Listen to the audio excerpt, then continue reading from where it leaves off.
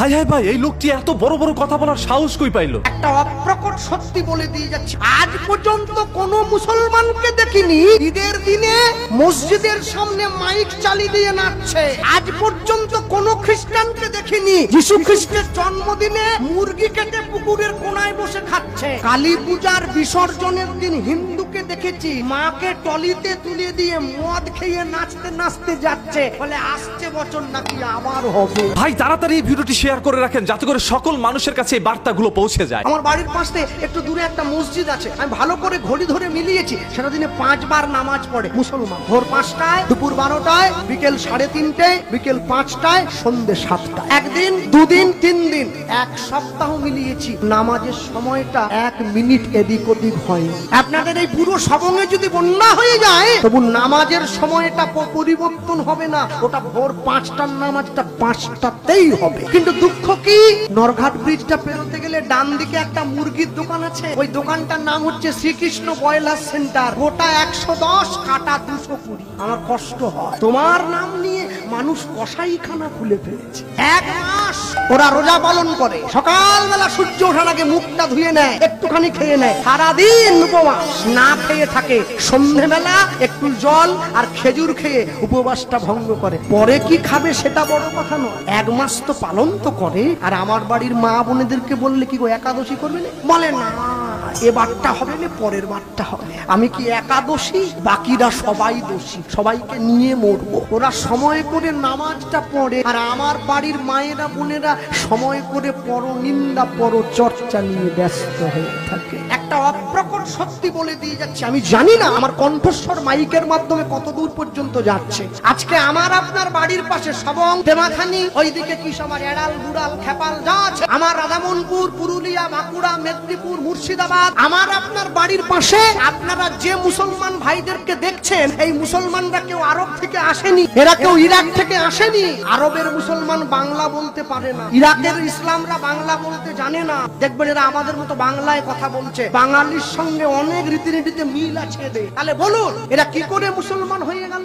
এখনো বলছি সময় আছে, নিজের বাড়ির ছেলে মেয়েগুলোকে বাবাকে বাবা বলে ডাকতে শেখাবেন, ড্যাড নয়। মাকে মা বলতে শেখাবেন, মম নয়। বাড়ির ছেলে মেয়েরা পড়াশোনা করে বাবার কাছে 2 দিন পরে এসে বলে ড্যাড তুমি, হ্যাঁ, দাঁড়িয়ে দেবে বাড়ির থেকে। আরে একই তো ব্যাপার, আমরা যাকে লাউ বলি ওরা বলে কদু, আর ওরা যাকে দরবেশ বলে আমরা বলি সাধু। আমরা যাকে বাবা বলি ওরা বলে আব্বা জান, আর আমরা যাকে কীর্তন বলি ওরা বলে আজান। বাস স্ট্যান্ডে দাঁড়িয়ে রয়েছি, এমন সময় দেখছি একজন মা এসেছে, কালো পোশাক পরা, নাক মুখ সব ঢাকা, চোখটা বের করা, হাতে তার ছেলের হাত ধরা, মাথায় টুপি, পাঞ্জাবি পরা, লুঙ্গি পরা ছেলে। দেখে বোঝা যাচ্ছে মুসলিম বাড়ির মা। কিছুটা দূরে আরেকজন হিন্দু বাড়ির মা এসেছে, শাঁখা সিঁদুর পরা, ছেলের হাত ধরা। এমন সময় এক বয়স্ক বাবা এসেছে, বড় দাঁড়িয়ে আছে, পেকে গেছে দাঁড়ি, মাথায় টুপি, পাঞ্জাবি, লুঙ্গি। মা গিয়ে ছেলেটিকে ওই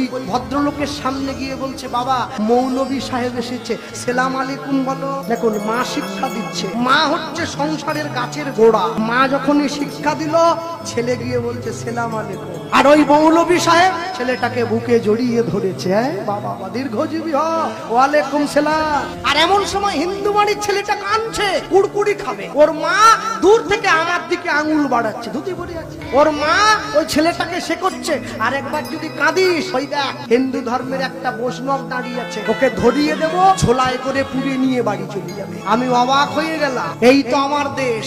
এক ধর্মের মা শেখাচ্ছে তার ধর্মের সাধুকে দেখলে ভালোবাসবে, আরেক ধর্মের মা শেখাচ্ছে বৈষ্ণব দেখলেই পিটাবে। কি উন্নতি হয়েছে দেশটার। এই দেশের আশা করিনি আমরা। ভারত আবার জগৎ সভায় শ্রেষ্ঠ আসন লবে কবে?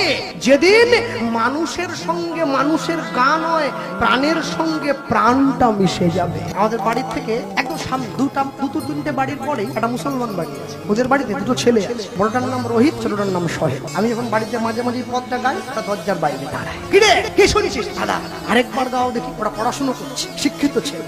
এইটা শুনবে? বলে হ্যাঁ, ওই গানটা আমাদের বড্ড ভালো লাগে। আমি অবাক হয়ে যাই, ওরা মুসলমান হয়ে হিন্দু ধর্মের ভগবানের ভাষা বুঝে গেল, আমি বাঙালি হয়ে ঘরে দরজা দিয়ে বসে টিভি সিরিয়ালটা চালিয়ে। তাই তো আমার সঙ্গে ওদের তফাৎ। ভগবানের প্রসাদ পেতে প্রসাদে বসেছে সেইখানে পর্যন্ত পরের আলোচনা করছি। এ প্রসাদ মানে শুধু পেট ভরানো, আর কিছু না। আসলে হিন্দু ভাইটি যে কথাগুলো বলেছে না, কথাগুলো আসলে আমাদের সবাই হৃদয়কে ছুঁয়ে দিয়েছে, যার কারণে এই ভিডিওটি আপনার আমার সবারই কিন্তু ভালো লেগেছে। যদি অবশ্যই এই ভিডিওটি আপনার ভালো লেগে থাকে তাহলে শেয়ার করতে ভুলবেন না, যাতে করে আরো অসংখ্য মানুষ জানতে পারে আমাদের ইসলাম ধর্ম শান্তি এবং স্বচ্ছ সুন্দর ধর্ম, এবং আমাদের এই ধর্ম থেকে, আমাদের এই রীতিনীতি থেকে মানুষ অনেক কিছু শিক্ষা গ্রহণ করে। এত সুন্দর একটি ধর্মতে আপনি আমি জন্মগ্রহণ করার পরে অবশ্যই বলবো আলহামদুলিল্লাহ, আমরা একজন মুসলমান, আমরা গর্বিত। যদি আসলে আপনি গর্বিত হয়ে থাকেন, কমেন্ট বক্সটা উন্মুক্ত আছে, আলহামদুলিল্লাহ লিখতে কেউ ভুল করবেন না। এবং এই ভাইটির কথাগুলো আপনাদের কাছে কি মনে হয়েছে সেটাও আপনি কমেন্ট করে আপনার মূল্যবান মতামতটি জানাবেন। যে যার যার ধর্ম তার তার জায়গা থেকে সুন্দর করে পালন করুক, এই আহ্বান জানিয়ে আজকের মতো এখানেই বিদায়।